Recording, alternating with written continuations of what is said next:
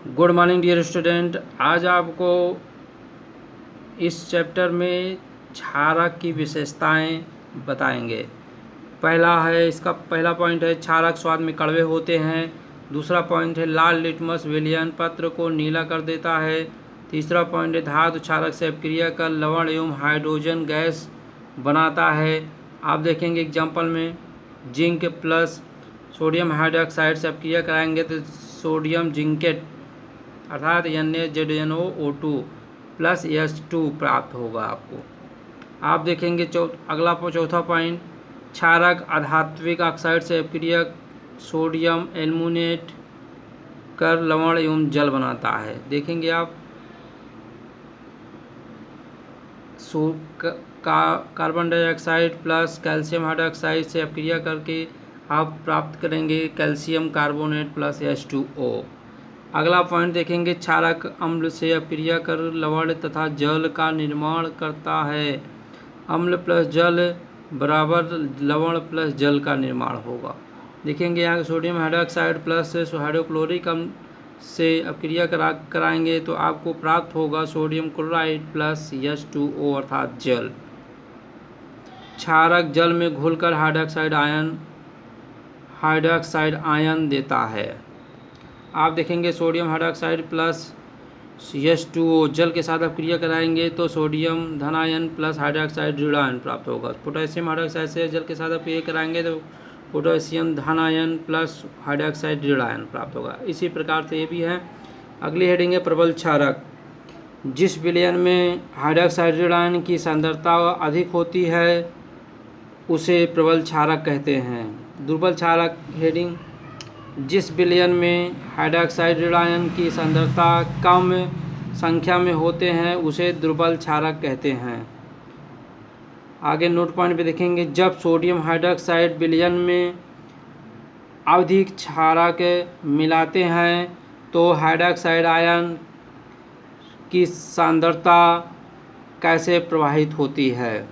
आप देखेंगे इसका आंसर में हाइड्रोक्साइड आयन OH ऋण आयन की सांद्रता बढ़ जाती है।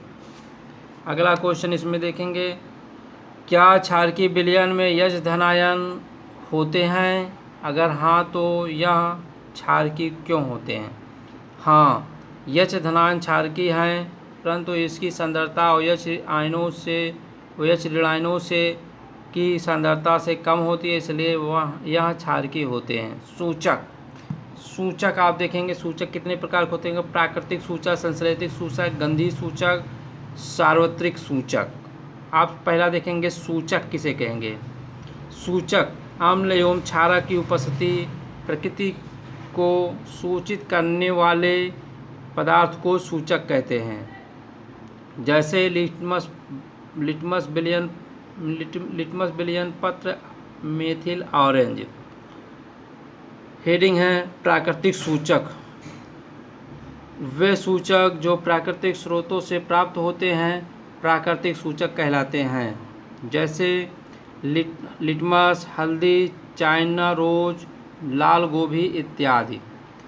लिटमस किसे कहेंगे? आप देखेंगे लिटमस विलयन बैंगनी रंग का रंजक होता है जो थैलाफाइटा समूह के लाइकेन के पौधे से निकाला जाता है। लिटमस विलयन जब न तो अम्लीय होता है न ही क्षारीय होता है तब इसका रंग बैंगनी होता है। नीला लिटमस पत्र के रंग लाल होते हैं। संश्लेषित सूचक आप देखेंगे इस हेडिंग में वे सूचक जो रासायनिक पदार्थ द्वारा बनाए जाते हैं उसे संश्लेषित सूचक कहते हैं। जैसे मेथिल ऑरेंज एवं फिनाल्प्थेनीन आदि। इनका उपयोग अम्ल एवं क्षारक की पहचान के लिए होता है। गंधी सूचक कुछ ऐसे पदार्थ होते हैं जिनकी गंध अम्लीय या क्षारकीय माध्यम में बदल जाती है। ऐसे पदार्थों को गंधी सूचक कहते हैं। जैसे वेनिला, प्याज एवं लौंग आदि। सार्वत्रिक सूचक आप देखेंगे सार्वत्रिक सूचक में सार्वत्रिक सूचक अनेक सूचकों का मिश्रण होता है। लिटमस, मेथिल ऑरेंज एवं फिनोल्फथालीन आदि सूचकों के उपयोग से किसी विलयन के केवल अम्लीय या क्षार की प्रकृति का ही पता लगाया जा सकता है, परंतु इस सार्वत्रिक सूचक के प्रयोग से अम्ल या क्षारक की प्रकृति के साथ साथ उनकी प्रबलता की माप भी बताता है। अगली हेडिंग देखेंगे, उदासीनीकरण अपक्रिया। अम्ल एवं क्षारक अपक्रिया का लवण एवं जल बनाता है। इस अपक्रिया को उदासीनीकरण अपक्रिया कहते हैं। HCl प्लस NOH अर्थात हाइड्रोक्लोरिक अम्ल प्लस सोडियम हाइड्रोक्साइड से अपक्रिया कराएंगे तो सोडियम क्लोराइड प्लस जल प्राप्त करेंगे। आगे देखेंगे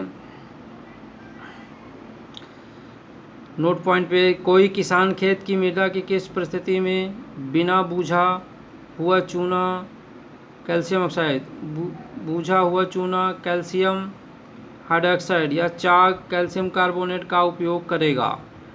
आंसर में इसमें देखेंगे, कोई किसान खेत की मृदा की अम्लीय परिस्थितियों में बिना बूझा चूना कैल्शियम ऑक्साइड बूझा हुआ चूना कैल्शियम हाइड्रोक्साइड या चाक कैल्शियम कार्बोनेट का उपयोग मिट्टी को उदासीन बनाने के लिए किया जाता है। लवण किसे कहेंगे? आगे देखेंगे लवण किसे कहेंगे।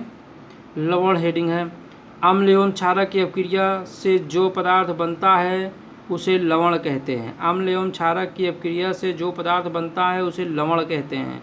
सोडियम, जैसे sodium chloride, magnesium sulphate, potassium नाइट्रेस।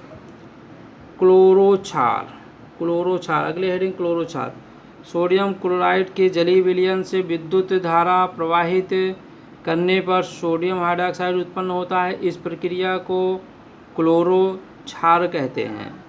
जैसे सोडियम क्लोराइड प्लस 2 जल के साथ अपक्रिया कराएंगे तो आपको sodium hydroxide plus chlorine plus hydrogen gas प्राप्त होगा। अगली हेडिंग है साधारण नमक। साधारण नमक का सूत्र आप जानते हैं, सोडियम क्लोराइड होता है।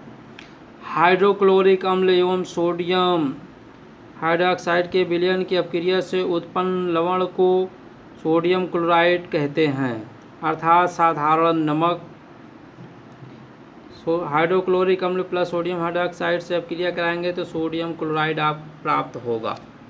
आगे आप देखेंगे, इस लवण का उपयोग हम अपने भोजन को स्वादिष्ट बनाने के लिए करते हैं। हमारे दैनिक जीवन में उपयोगी पदार्थ, व्यंजक चूर्ण, बेकिंग सोडा, धोने का सोडा, प्लास्टर ऑफ पेरिस। आप देखेंगे व्यंजक चूर्ण का सूत्र क्या है, कैल्शियम CaOCl2। बेकिंग सोडा का सूत्र क्या है, NaHCO3। धोने का सोडे का सूत्र क्या है, Na2CO3 10H2O। Plaster of Paris का सूत्र क्या है, CaSO4 1/2H2O।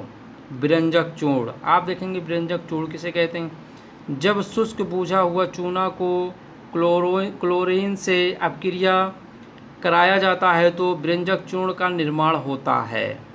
Calcium hydroxide plus Cl2 का जब आप अपक्रिया कराएंगे अर्थात शुष्क बूझा हुआ चूना से अपक्रिया कराएंगे आपको व्यंजक चूर्ण प्राप्त होगा, CaOCl2 प्लस H2O। व्यंजक चूर्ण का उपयोग कहाँ होता है आप देखेंगे, पहले पॉइंट इसमें देखेंगे व्यंजक के रूप में करते हैं इसे, उपचायक के रूप में करते हैं इसे। तीसरा पॉइंट देखेंगे रोगाणुनाशक के रूप में करते हैं। बेकिंग सोडा अगली हेडिंग है बेकिंग सोडा। पहला पॉइंट इसमें है बेकिंग सोडा का उपयोग रसोई घर में स्वादिष्ट खास्ता पकौड़ा बनाने के लिए। दूसरा देखेंगे खाना को शीघ्रता से पकाने के लिए। पेट में अम्ल की मात्रा की अधिकता को कम करने के लिए करते हैं। धोने का सोडे का उपयोग कांच, साबुन एवं कागज़ उद्योग में होता है। घरों में साफ सफाई के लिए होता है। अगला पॉइंट देखेंगे जल की स्थायी कठोरता को हटाने के लिए करते हैं। बोरेक्स जल सोडियम यौगिक के उत्पादन में। प्लास्टर ऑफ पेरिस में देखेंगे जब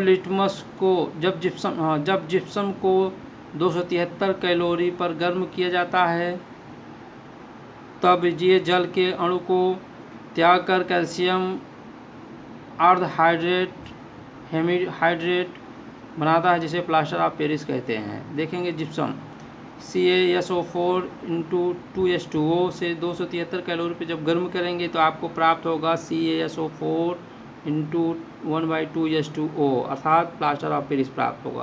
प्लास्टर ऑफ पेरिस का उपयोग टूटी हुई हड्डी को सही जगह स्थिर करने में करते हैं, मूर्ति बनाने में करते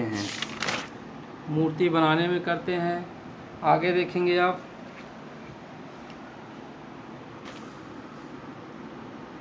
क्रिस्टल का जल